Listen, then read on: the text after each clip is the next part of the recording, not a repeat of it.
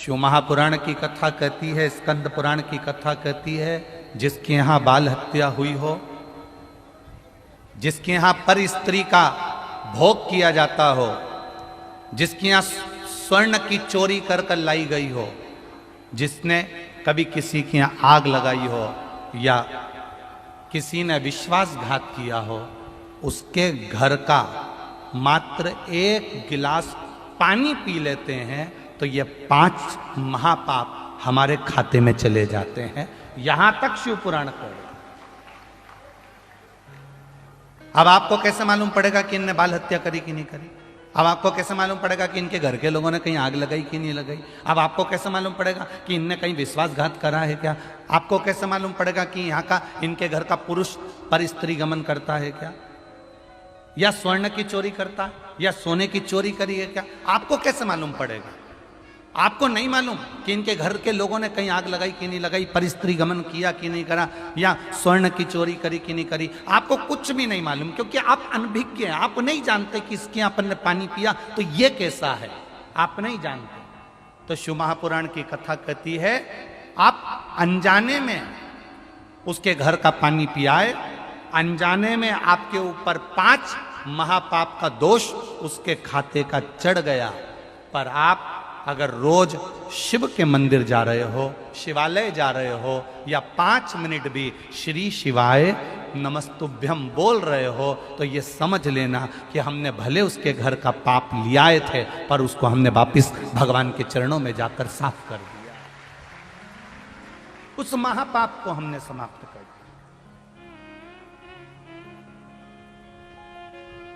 मैंने तेरे ही भरोसे बाबा, तेरे ही भरोसे हवा बिच उड़ती जावांगी बाबा, डोर हथो छड़ी ना में कड़ी जावांगी। भोले मैं तेरी पतंग, शंभो मैं तेरी पतंग, हवा बिच उड़ती जावांगी बाबा, डोर तो छड़ी ना में कटी जावांगी। आपको नहीं मालूम कि आपने उसके घर का पानी पी लिया।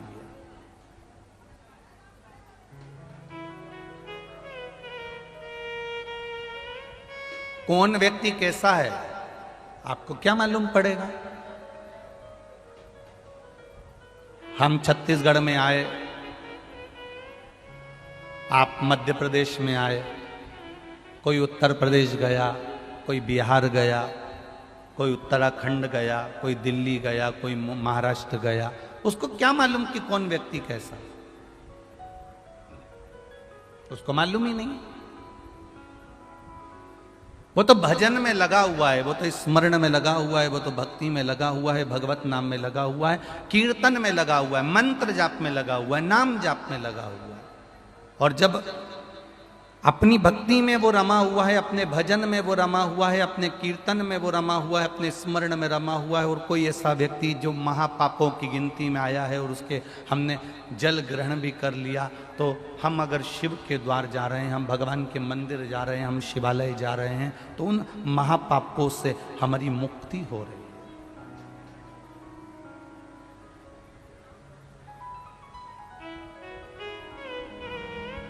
एक बात बहुत अच्छे से ध्यान करना, हमने बेकार कर्म किया, अगला जो जन्म होगा उसमें हमें भोगना पड़ेगा, ये निश्चित है। पर यदि हमने थोड़ा सा भी पुण्य अपना बचा कर रखा है, मरते दम तक भी अगर हमने शंकर की आराधना करी है, शिवालय गए हैं, या शिव कथा को अपने जीवन में उतार के रखा है, तो हमारे पास थोड़ा सा पुण्य है। वो पुण्य से हम कुछ अच्छा जन्म पा सकते हैं।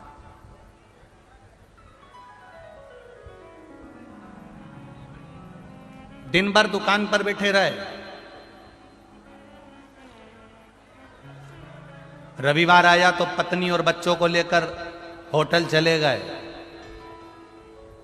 घर की बूढ़ी माँ घर में, घर के बूढ़े पिता घर के अंदर, और तुम अपनी पत्नी और बच्चे को लेकर होटल में चले गए। दिन भर दुकान पर रहे, एक दिन मिला, वो एक दिन काय के लिए मिला कि पत्नी और बच्चों को लेकर किसी शिवालय में जाकर एक लोटा जल चढ़ा लेना, पर आप उसको भूलकर होटल में जाकर बैठ गए। हमने कमाया कमाया कमाया कमाया, पर कभी भगवान की भक्ति में हम एक क्षण नहीं गए, तो अगला जन्म क्या मिलेगा? जिसने अपनी जीवन में कभी भगवत भजन नहीं करा, केवल भोग करा, कमाया कमाया कमाया कमाया और अंत में छोड़कर चला गया। अगला जन्म, जैसे तुम बहुत व्यस्त रहे, बहुत व्यस्त रहे, बहुत व्यस्त रहे, उसी तरह भगवान अगला जन्म हमें बेल का बना देता है। बेल क्या करता है? बैलगाड़ी में लगा रहता है, और बैलगाड़ी में लगा रहेगा, दिन भर काम करेगा, दिन भर घूमता रहेगा, दिन भर हल जोतेगा, दिन भर बखर चलाएगा, दिन भर। पर यदि भगवान ने हमको बेल बनाया भी है, तो परमात्मा से इतना सा कह देना, भगवान हमने कभी जिंदगी में एक क्षण की भी अगर कथा सुनी है तो बेल बनाना मना नहीं, पर हमें बेल नंदी बना देना, हमें वो नंदी बना देना जो हम भगवान के द्वार पर खड़े हों, भगवान की चौखट पर खड़े, वो बनाएगा।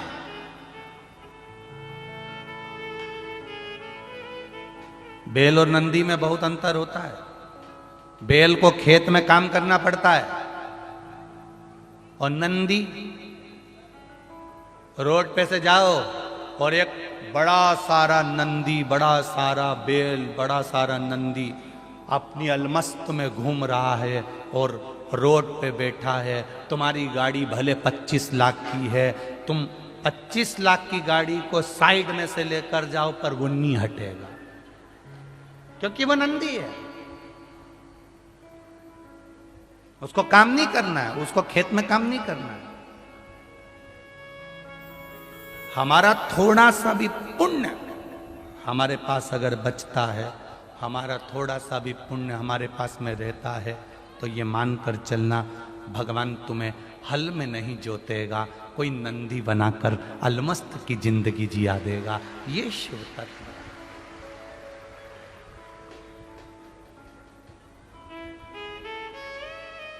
आप करो उसका भजन।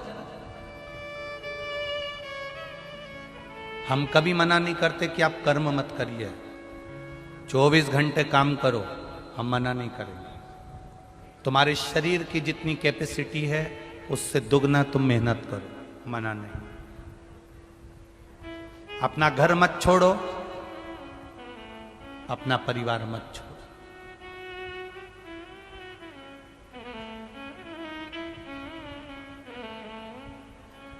क्यों छोड़े हम?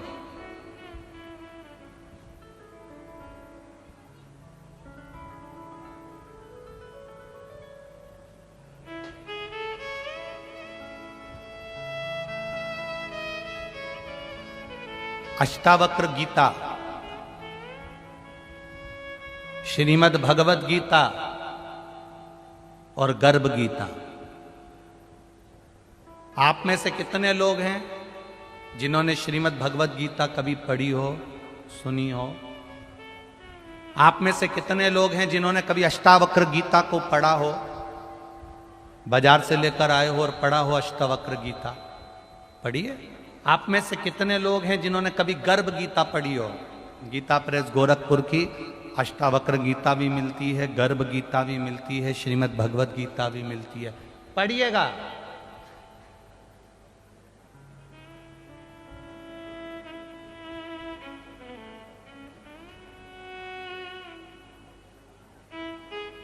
अष्टावक्र गीता, गर्भ गीता, श्रीमद् भगवत गीता।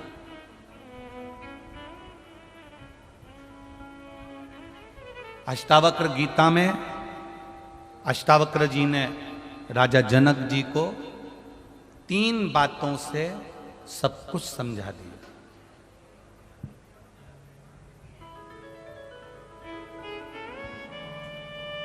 भिलाई छत्तीसगढ़ के जितने भी भक्त कथा को सुन रहे हैं और टीवी के माध्यम से, आस्था चैनल के माध्यम से, फेसबुक यूट्यूब के माध्यम से जितने भी भक्त लोग इस कथा को सुन रहे हैं, अपनी जिंदगी में उतारिएगा। अष्टावक्र गीता को 3 शब्दों में अष्टावक्र जी ने जनक जी को समझा दिया। सुनो जनक, 3 बातों को अपनी जिंदगी में उतार कर रखना अष्टावक्र गीता कर रही है। और सुनो भिलाई वालों, छत्तीसगढ़ वासियों, आपकी जिंदगी में अगर ये अष्टावक्र गीता और गर्भ गीता की बात अच्छी लगे तो अपने जीवन में उतारना और संपूर्ण देशवासियों को इस क्लिप को काट कर संपूर्ण देशवासियों को भेजना कि अष्टावक्र गीता में अष्टावक्र जी राजा जनक को 3 शब्द में गीता समझा रहे हैं, गर्भ गीता में 2 शब्द में गीता समझा रहे हैं। अष्टावक्र जी ने जनक जी से कहा, सुनो जनक, 3 बातों को, 3 शब्दों को अपने जीवन में उतार कर रखो। पहला,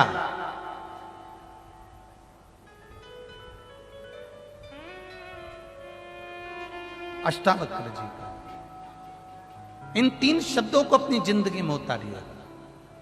पहला,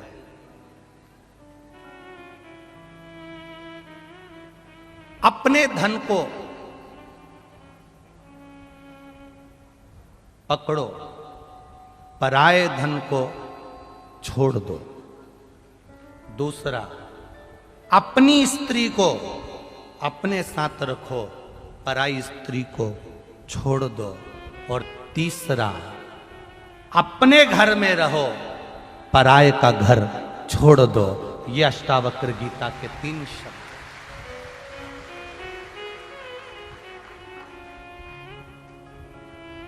अष्टावक्र गीता के 3 शब्द अष्टावक्र जी ने राजा जनक जी को कहे और गर्भ गीता के 2 शब्द अपनी जिंदगी में उतार कर रखना, पूरी गीता समझ में आ जाएगी।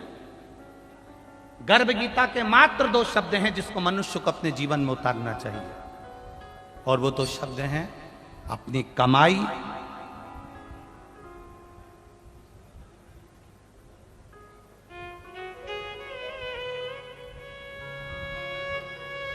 बोल दें क्या?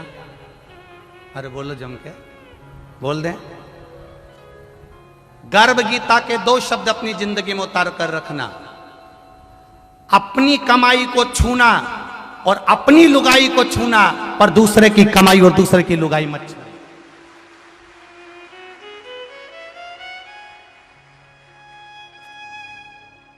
गर्भ गीता के 2 शब्दों का स्मरण करिएगा।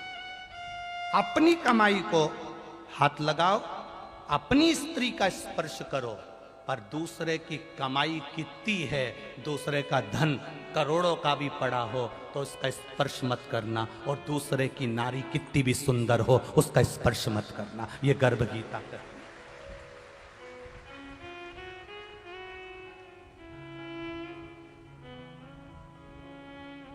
आपको अच्छा लगे, गर्भ गीता के 2 शब्द का ज्ञान अपनी जिंदगी में उतारना कि अपनी कमाई और अपनी लुगाई का स्पर्श आप करना, पर दूसरे की स्त्री और दूसरे के धन का कभी स्पर्श मत करना, मत करो।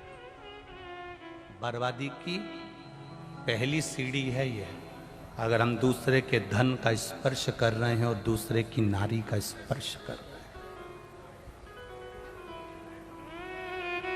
बहुत सावधानी रखिए, बहुत।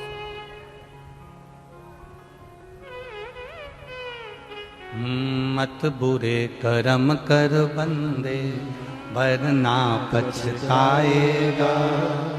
भगवान की आंखों से तू बच नहीं पाएगा, तू बच नहीं पाएगा। अरे ओ अज्ञानी मत कर नादानी, तेरे कर्म का फल भी तू ही पाएगा। जैसा किया तूने तेरे आगे आएगा। मत बुरे कर्म कर बंदे, वरना पछताएगा। भगवान की आंखों से तू बच नहीं पाएगा, तू बच नहीं पाएगा। अरे ओ अज्ञानी मत करना नादानी। 5 महापापों से मुक्ति हमको रोज चाहिए, प्रतिदिन।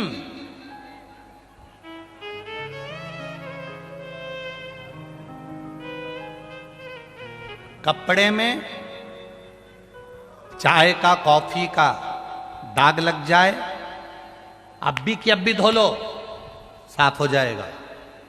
कपड़े में चाय कॉफी का दाग लग गया, 2 घंटे या 3 घंटे बाद धोगे तो वो दाग साफ नहीं होगा। हमने आज पाप किया है तो आज ही शंकर भगवान को 1 लोटा जल चढ़ाकर धो लो, नहीं तो वो दाग पक्का हो जाए। चाय का दाग लग गया, अभी की अभी धो। हमसे झूठ निकल गया, अभी की अभी मुख से श्री शिवाय नमस्तुभ्यम। हमने किसी को धक्का दे दिया, अभी की अभी श्री शिवाय नमस्तुभ्यम। हमने किसी के साथ गलत कर दिया, अभी की अभी श्री शिवाय नमस्तुभ्यम। क्षमा मांग लो, सॉरी कह लो, पांव प्रणाम कर लो, नमन कर लो, दंडवत कर लो। क्या जाता है? गलती हो गई ना, क्षमा मांगने में क्या जाता है? भक्त बनना, भगवान बनने की कोशिश मत करना। आज दुनिया में बड़ा विडंबना चल रही है, जिसे देखो वो अपने आप को भगवान समझ रहा है कि मैं दुनिया का सबसे बड़ा भगवान हूँ, मैं आपका जन्म मरण परण सब कुछ कर सकता हूँ। पर भगवान शिव की कथा कहती है, शंकर भगवान के सिवाय दुनिया में कोई जन्म मरण और परण बताने वाला नहीं है। अगर बताने वाला होता तो यशोदा जी के दरवाजे पर यशोदा जी का हाथ देखकर भगवान शंकर ने कह दिया था कि यशोदा तेरे बच्चे के पीछे काल मंडरा रहा है। राम जी का स्वरूप देखकर कह दिया था राघव जी के जीवन में ये तकलीफ आएगी। ये शिव के सिवा कोई नहीं कर सकता।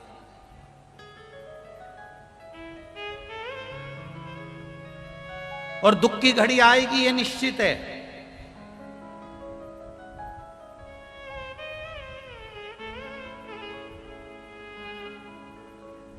जिसने फटे पुराने कपड़े पहने हैं, जिसने रूखी सूखी रोटी खाई है, जिसने टूटे फूटे घर में रहकर अपना जीवन निकाला है, एक दिन मेरे महादेव की कृपा से ऐसा आता है कि उसको सुख का अच्छा दिन जरूर देखना पड़ता है। जिसने फटे पुराने कपड़े पहने, जिसने रूखी सूखी रोटी खाई, जिसने बहुत ठोकरें खाई, जिसने पसीना बहाया, जो धूप में चला है, उसको एक ना एक दिन छांव अवश्य मिलती है और वो बड़ा मजबूत होता है। बाद में उसके जीवन में सुख मिलता है। सुख मिलने के बाद उसको अहंकार नहीं आता, क्योंकि उसको मालूम है अगर वापिस वही दिन आ गए तो वो तैयार रहता है। दुख तो उसको आता है जो कभी 4 व्हीलर गाड़ी से पांव नीचे नहीं उतारता, कभी धूप में नहीं चलता, जो कभी बिना होटल के भोजन नहीं करता। ऐश और आराम की जिंदगी में ब्रांडेड कपड़े पहने हमने पूरी जिंदगी में। जब उसकी जिंदगी में दुख आता है तो उससे झेला नहीं जाता। वो एक ही काम करता है, तो मरी जाऊं तो अच्छा है। पर जिसने दुख झेल कर सुख झेला है, वो मरने की नहीं सोचता, मेहनत करने की सोचता। वो और मेहनत करने की सोचता है। मैंने बहुत दुख देखा, बहुत तकलीफ देखी, बहुत कष्ट देखा। मेरी माँ ने लोगों के कपड़े सिले, मेरी माँ ने ये काम करा, मेरे पिताजी ने ये काम करा। हम स्कूल जाते थे, बहुत मेहनत से जाते थे, कोई गाड़ी नहीं, पैदल चले जाते थे। जिसने शुरू में दुख देखा है, उसके जीवन में एक बार सुख जरूर आएगा। तुम चिंता मत करना, जो ज्यादा ठोकर खाता है एक दिन उस पत्थर को लोग उठाकर पीपल के पेड़ के नीचे रख देते हैं। जो पत्थर बीच में बार बार ठोकर देता है, जो पत्थर में ज्यादा ठोकर लगती है, उस पत्थर को उठाकर लोग बड़ के पेड़ के नीचे, पीपल के पेड़ के नीचे रख देते हैं। कोई दूसरा आता है, उस पे सिंदूर पोत कर चले जाता है। कोई तीसरा आता है, उसे अगरबत्ती लगाकर चले जाता है। जिसने ठोकर खाई होती है वो एक न एक दिन मंदिर में पूजा जाता है, ये निश्चित है। अगर दुनिया के लोग ठोकर दे रहे हैं, अपशब्द कर रहे हैं, ताना दे रहे हैं, गाली दे रहे हैं, आड़ा टेढ़ा कर रहे हैं, चिंता मत करना। काय की चिंता करना? अब सौंप दिया इस जीवन का सब भार तुम्हारे। अच्छा एक बात पूछे तुमसे, बोलो रे छत्तीसगढ़ वाले, पूछ लें। एक गाड़ी सामने चलती है और एक रिवर्स चलती है, ठीक है? सामने चलने वाली गाड़ी बहुत देर तक हॉर्न बजाती है कि रिवर्स चलने वाली गाड़ी बहुत देर तक हॉर्न बजाती है? बोलो बोलो, जम के बोलो। सामने चलने वाली तो जितनी बटन दबाओगे उतना हॉर्न बजाएगी, पर जो रिवर्स गियर चलता है ना तो पाऊं पाऊं पाऊं पाऊं पाऊं पाऊं पाऊं पाऊं पाऊं पाऊं चिल्लाती जाए, चिल्लाती जाए, चिल्लाती जाए, चिल्लाती जाए, और रिवर्स गाड़ी फिर पीछे जाके फिर मुड़कर आगे जाती है। बोलो सही है कि गलत है? अरे बोलो, जम के बोलो, सही है। पहले जब हम लोग स्कूल में पढ़ते थे, और आप भी स्कूल में पढ़ते होगे, तो वहां पर हम लोग जब गेम में, खेल में शामिल होते थे तो रस्सी कूद एक खेल होता है। किस किसने देखा है? देखा है आप लोगों ने?